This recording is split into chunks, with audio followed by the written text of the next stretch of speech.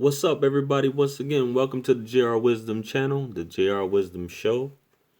And I am here right now to discuss the thirst.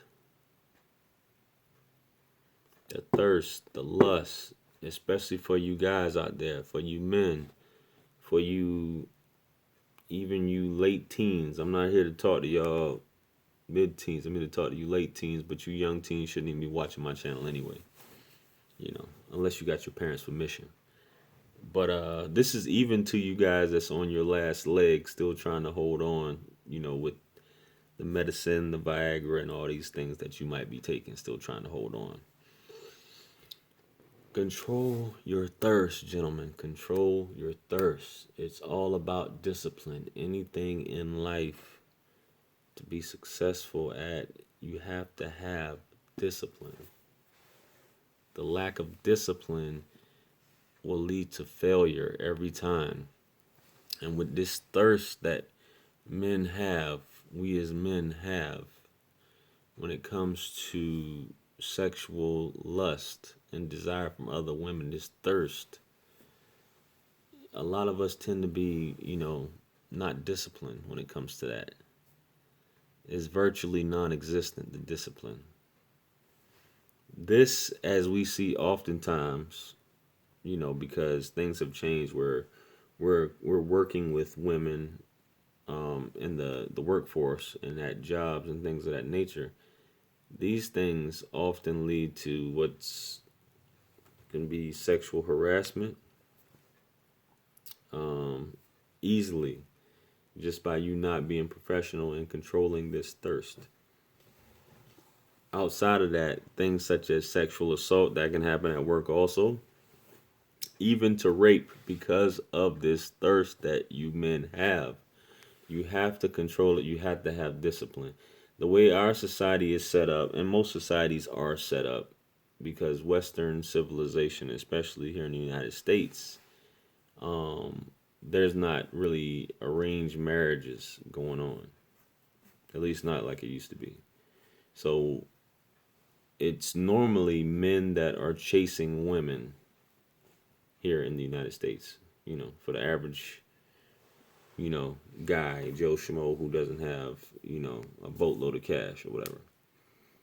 So the fact of the matter is, men, we chase women, or some of us chase women, and we find the woman that we like and we want to pursue.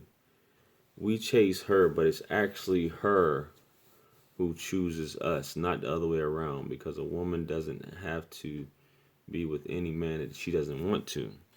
So she actually chooses us ultimately. She selects us, who she determines to be a suitable date, who she determines to be a proper suitor. The woman has the ultimate say so here in Western society, which is, I guess,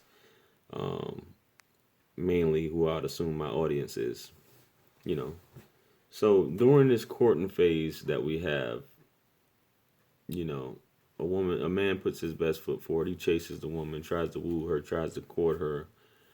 And throughout this courting phase, a woman normally holds on to her chastity, and it oftentimes it is looked upon as some sort of prize or reward for patience and or discipline.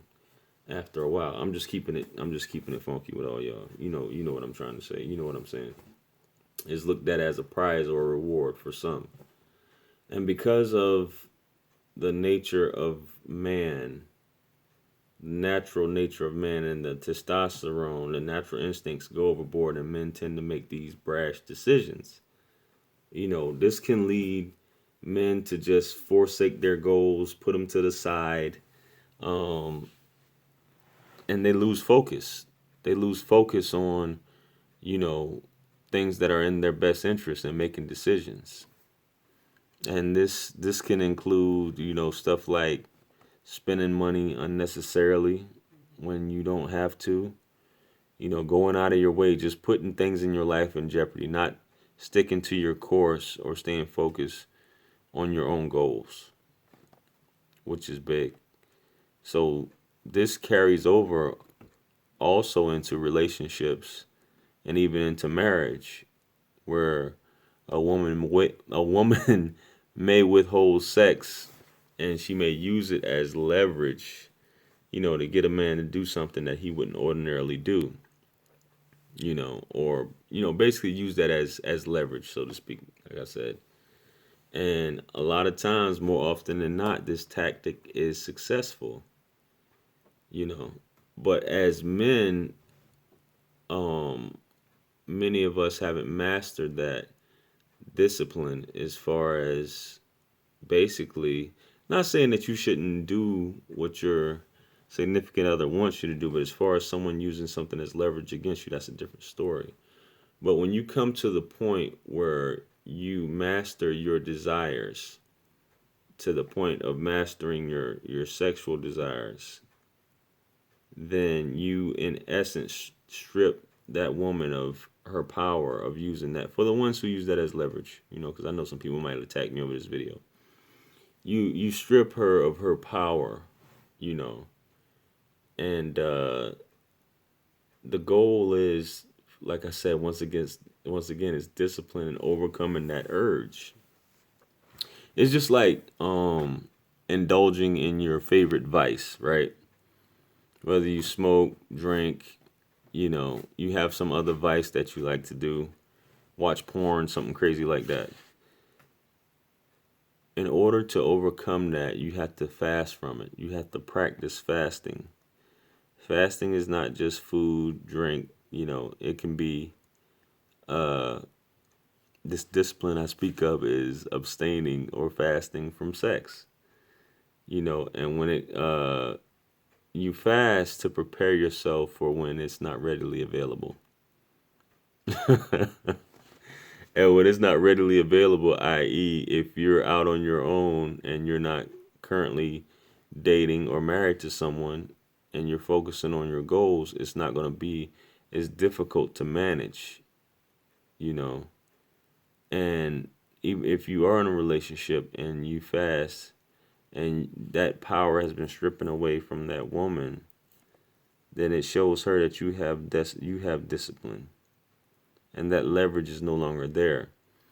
So I implore you, gentlemen, fellas, men out there, to control your emotions, control yourself, practice discipline, and you'd be amazed what comes of it. So that's just my message to you.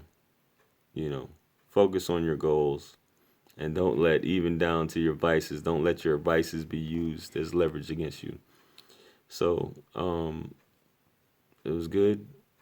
I'm glad I got this topic off. Like, share, comment, subscribe to my channel. Check me out on Facebook. The link is in the description. I got my author page where you can check out my books. Got a couple. I got a couple coming soon. That I'm gonna be releasing. So feel free to check me out, and I'll catch y'all in the next video. Peace.